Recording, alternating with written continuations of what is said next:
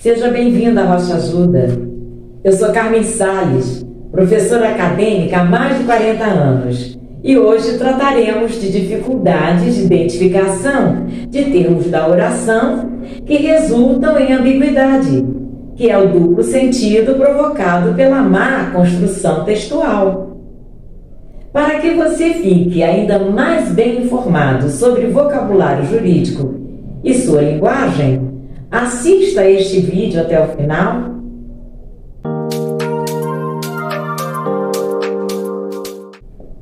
Vejamos alguns exemplos. Primeiro, dificuldade de identificação do sujeito da oração.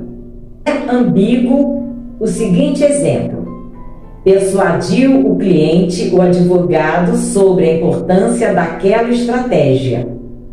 Pergunta-se: quem persuadiu quem? Primeira opção: o cliente persuadiu o advogado. Veja o exemplo. O cliente persuadiu o advogado sobre a importância daquela estratégia. Segunda opção: o advogado persuadiu o cliente. Veja o exemplo. O advogado persuadiu o cliente sobre a importância daquela estratégia.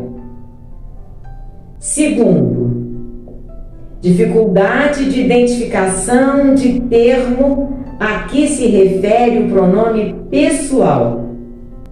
É ambíguo. O exemplo seguinte: o advogado informou ao réu que ele seria prejudicado caso continuasse defendendo aquela ideia. Pergunta-se: quem seria prejudicado? O advogado ou o réu? Primeira opção, em que o advogado seria o prejudicado. Veja o exemplo. O advogado informou o prejuízo dele ao réu caso continuasse defendendo aquela ideia. Segunda opção, o réu seria o prejudicado. Veja o exemplo. O advogado informou ao réu o prejuízo deste caso continuasse defendendo aquela ideia. Se você ainda não é inscrito, inscreva-se no nosso canal e ative o sininho para receber os próximos vídeos que também o ajudarão na compreensão da linguagem jurídica. Terceiro, dificuldade de identificação do termo a que se refere o pronome possessivo. É ambíguo o exemplo seguinte: o advogado e o réu não se entenderam devido à sua falta de franqueza. Pergunta-se: a quem falta franqueza? Ao advogado ou ao réu?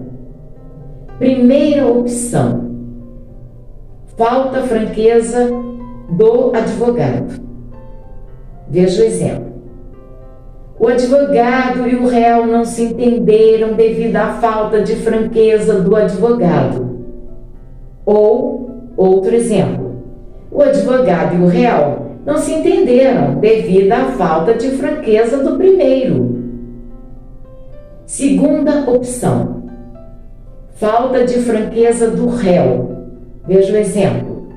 O advogado e o réu não se entenderam devido à falta de franqueza do réu.